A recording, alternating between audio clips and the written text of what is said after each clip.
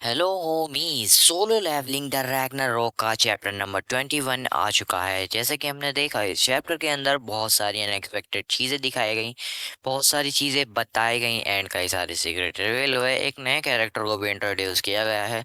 चलो तो बिना किसी देरी के इस चैप्टर की स्टार्टिंग करते हैं, जिसके अंदर हमें शुरुआत के अंदर ली मिन स्यू दिखाया जाता है, जो कि फिलहाल के लिए अपनी वाइन्स पी रहा होता है, मज़े ले रहा होता है।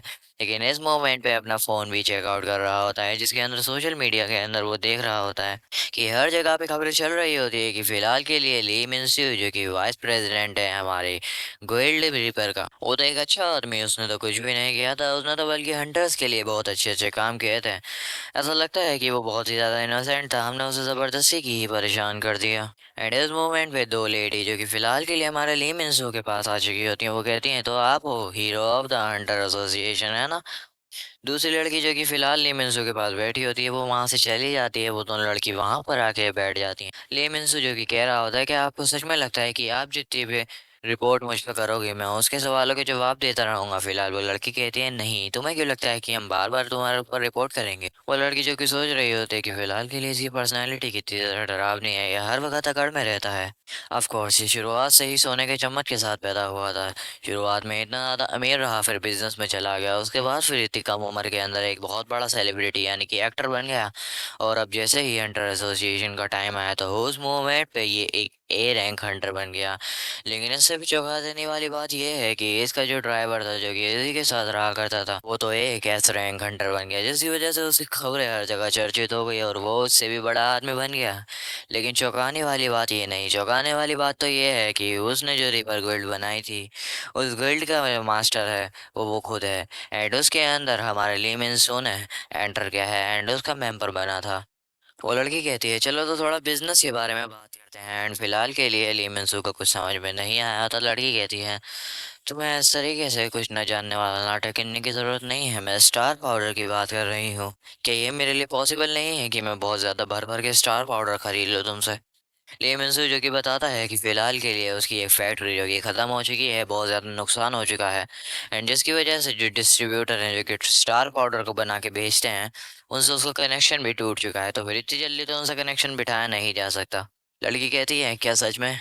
ली मिन-सू, आखिर ऐसा कौन-सी चीज़ है जो आप नहीं कर सकते? आपके पास ज़रूर दूसरा रास्ता ज़रूर होगा। एंड इस मूवमेंट पे ली मिन-सू जो कि कहता है, ठीक है यार, मैं उससे बात करूँगा अपने दूसरे बिज़नेस पार्टनर से। एंड फिलहाल की कंडीशन के अंदर वो जिस बिजनेस पार्टनर की बात कर रहा होता है वो बहुत ज़्यादा अनोइंग बता रहा होता है एंड वो कोई और नहीं, वो एक बच्चा होता है जो कि हमें देखने पर पता लग रहा होता है कि वो इतरिम का एक बंदा होता है, जिसके पीछे उसके इतरिम के कुछ लोग खड़े हुए होते हैं। उसके बाद फिर सीन शिफ्ट होता है जहाँ पे हमारा सूहो जो कि लगातार सारे गोबलिंग्स को पेले जा रहा होता है, उसके साथ ग्रे और एसिल भी उनको पेले जा रही होती हैं। एंड फिलहाल वो बहुत ज़्यादा जल्दबाजी कर रहा होता है एंड एक गोब्लिन के ग्रुप को मारने के बाद वो दूसरे गोब्लिन के ग्रुप को बुलाने ही वाला होता है।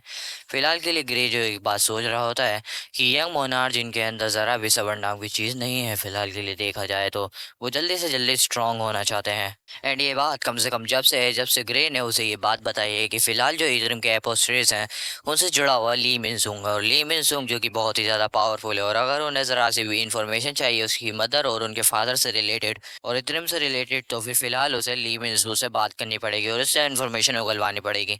ऑफ कोर्स ली मिनसू ऐसे ही तो कोई बात बताने नहीं वाला, तो फिर फिलहाल सूहू पूछता है कि हम कैसे इन्फॉर्मेशन निकलवाएंगे।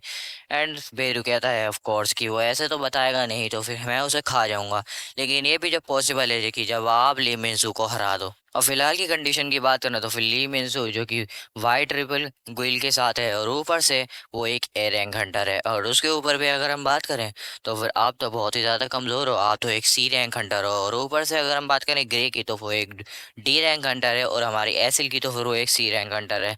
तो अगर फ़िलहाल की कंडीशन की बात करें तो फिर एक लेवल के अंदर इतना डिफरेंस होता है कि कम से कम 10 डी रैंक हंटर लगेंगे एक सी रैंक हंटर को हराने में। और अगर आपको ली मिनसू को हराना है तो फिर आपको और ज़्यादा ताकतवर बनना पड़ेगा। यहाँ तक कि अगर आप ग्रे के साथ फ्यूज़ भी हो जाओ तो फिर उसके बावजूद आप सिर्फ बी रैंक हंटर के बराबर ही हो सकते हो। सूहू जो कि लगातार क्वेस्ट को पूरा करे जा रहा होता है एंड जैसे ही वो और ज़्यादा क्वेस्ट को पूरा कर रहा होता है, लेकिन उसकी गॉब्लिन की जो संख्या थी वो बढ़ ही नहीं रही होती। ऐसा लग रहा होता है कि जो हिडन क्वेस्ट था वो सिर्फ एक आध बारी निकलता है, बार-बार नहीं होता है। इस मोमेंट पे सूहू जो कि फ़िलहाल के लिए एक बॉक्स को अपनी इन्वेंटरी को खोलता है, जहाँ से उसे रिवॉर्ड के तौर पर एक बक्सा मिलता है जिसके अंदर से एक स्टोरेज रिंग मिलती है। उस स्टोरेज रिंग से उसे 5 सेंस मिलते हैं। सूहू फ़िलहाल सोच ही रहा होता है कि इस तरीके से गॉब्लिन्स को मारने से तो मेरा लेवल नहीं बढ़ने वाला। अगर मैं पिछली बार की बात करूँ तो फिर मैंने पिछली बार जितने भी डीमंस को मारा था, उनसे भी मेरे गॉन्गलेट का लेवल सिर्फ़ 3% तक ही बढ़ा था। अगर मैं इस तरीके से चलता रहा तो ऐसे तो ताकतवर बनने वाला हूँ नहीं, तो किसी तरीके से मुझे डंजन्स के अंडर एंटर करना पड़ेगा। फिलहाल सोहू जो कि अपने घर में बैठ के बेरू से बात कर रहा होता है कि वो किस तरीके से डंजन्स में एंटर करेगा। ऐसे वो इलीगल तरीके से तो डंजन में एंटर कर नहीं सकता और ना कोई उसे जाने देगा। और फिलहाल जो भी उसे डंजन में एंटर करने दे रहे हैं वो सिर्फ उससे माइनिंग का काम और कपड़े उठा कचरा उठाने का काम ही करवा रहे हैं। एंड इस मोमेंट पे हमारा बेरू कह रहा होता है कि आपको फिलहाल के लिए एक काम करना चाहिए, आपको दोबारा से रीअवेकनिंग का फॉर्म भर देना चाहिए। लेकिन सूहू जो कि इस बात पे मना कर देता है क्योंकि वो नहीं चाहता था कि लोग उसकी तरफ अटेंशन ग्रैब करें, क्योंकि एक सेकंड अवेकनर होने की वजह से सब उसकी खबरें चर्चा में आ जाएँगी और सारे लोग उसके बारे में बात करने लग जाएँगे। एंड जिसकी वजह से इथरिम के लोगों के ऊपर उसकी नज़र आ जाएगी। एंड जिसकी वजह से वो लोग उसके पीछे आ सकते हैं और फिलहाल इतना ताकतवर तो है नहीं सूहू कि वो इथरिम के लोगों का सामना कर सके। तो ये कुछ और नहीं बल्कि उसके फादर के लिए परेशानी ही खड़ी करेगा, तो वो ऐसा कुछ तो करने वाला है नहीं। एंड इस मूवमेंट पे हमारा बेरू बताता है जैसे कि आप जानते हो कि फिलहाल के लिए अगर इथरिम के लोगों को या फिर किसी को भी आउटर स्पेस से पृथ्वी पर आना है तो फिर उसको बीच का ब्लैक होल को पास करना पड़ेगा। एंड यहाँ पे टनल को पास करने के लिए बहुत सारी रिक्वायरमेंट होती है। देखो एक टनल जो कि बहुत ज़्यादा पतला सा है, छोटी एनर्जी वाले लोग तो बड़े आराम से चले जाएँगे, लेकिन मेरी जैसी बड़ी एनर्जी वाले लोग या फिर और लोग जो कि इस टनल से आने में दिक्कत करेंगे, क्योंकि जैसे-जैसे वो आते रहेंगे उनका माना खर्च होता रहेगा और वो लास्ट में आके एक बहुत कम एनर्जी वाले हो जाएँगे, यानी कि बहुत ज़्यादा कमज़ोर हो जाएँगे, बिल्कुल मेरी तरह। और अगर हम बात करें तो फिलहाल के लिए बहुत कम वक़्त है, या फिर मैं कहूँ कि अभी बहुत ज़्यादा टाइम है कि इथरिम के लोग यहाँ पर आएँ, तो अब इस मूवमेंट पे सू वगैरह होता है। अगर ऐसा है तो फिर हमारे पास बहुत ज़्यादा वक़्त है कि हम ताकतवर होके इतना ज़्यादा ताकतवर हो जाएँ कि हम इथरिम के लोगों को हरा सकें। और इस मोमेंट पे बेरू बताता है यही रीज़न है कि आपके फ़ादर और बाकी इथरिम के लोग फ़िलहाल के लिए इस अर्थ पे आ नहीं सकते। लेकिन इस मोमेंट पर भी सूहू सोच रहा होता है कि अभी मुझे क्या करना चाहिए? लेकिन तभी हमारा बेरू जिसके दिमाग में एक बात आ रही होती है कि किस तरीके से हमारे संजीव वो ने उसे बताया था कि जब सिचुएशन आए और तुम्हें किसी भी चीज़ की ज़रूरत हो और बेरू को अगर किसी चीज़ की ज़रूरत हो तो फिर उसे उस बंदे के पास लेके चले जाना। वो बंदा बहुत सारी चीज़ों का सॉल्यूशन उसे दे सकता है, वो बंदा बहुत सारी चीज़ों में उसकी मदद कर सकता है। और इस मोमेंट पे हमारे भेलू को हमारे सूहू ने संजीन वू ने चाबी दी होती है एंड उस चाबी को वो निकालने वाला होता है और हमारे सू को वहाँ पे ले जाने वाला होता है। लेकिन तभी सूहू जिसके दिमाग में एक आइडिया आता है एंड तभी वो उस बंदे के पास खुद ही चला जाता है। उसे कॉल करने वाला होता है और कहता है आखिर मुझे पता ही लग गया मैं किस तरीके से लीगल तरीके से दूसरे डंजन्स में एंटर कर सकता हूँ। एंड वो एक बहुत बड़ी सी बिल्डिंग के अंदर आ चुका होता है। वो बंदा कह रहा होता है बहुत ज़्यादा वक्त हो गया तुमसे मिलकर, अच्छा लगा सूहू, बहुत ज़्यादा वक्त हो चुका है। तो हमारी ये पहली मीटिंग है जब से तुम अवेकन हुए हो, है ना? मैं बहुत ज़्यादा सोच रहा था कि आखिर तुम मुझसे क्यों मिलोगे और मुझे तो बहुत ज़्यादा हैरानी हुई कि तुम मुझसे मिलने आए, और इस बात से तो बहुत ज़्यादा हैरानी हुई कि तुम मुझसे बिज़नेस के मामले में आए हो। तुम बहुत ज़्यादा बड़े हो चुके हो सूहू। सूहू कहता है मैंने आपके लिए एक ऑफ़र लाया हूँ जो आप रिफ्यूज़ तो बिल्कुल भी नहीं करने वाले। पेरू जो कि सोच रहा होता है कि यही सारी चीज़ें मैंने एक्सपेक्ट की थी यंग मोनार्क से, लेकिन मैं सोच नहीं पा रहा हूँ कि मेरे से पहले वो खुद ही इन सारी चीज़ों पे पहुँच जाएँगे, तो फिर वो बहुत ज़्यादा स्मार्ट हैं। एंड इस मोमेंट पे हमारे ये बंदा कह रहा होता है तो तुम चाहते हो कि तुम्हारे अंकल तुम्हारी मदद करें ताकि तुम हंटर के डंजन गेट्स के अंदर एंटर कर सको और वहां पे अपना काम आसानी से कर सको, है ना बेटा?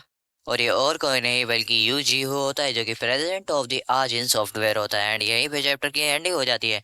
चैप्टर अच्छा लगा हो तो वीडियो को लाइक, चैनल को सब्सक्राइब करना बिल्कुल मत भूलना। और बहुत जल्दी मैं वीडियो इस पे लाता रहूंगा तो इसे सब्सक्राइब कर लो ना। Bye bye.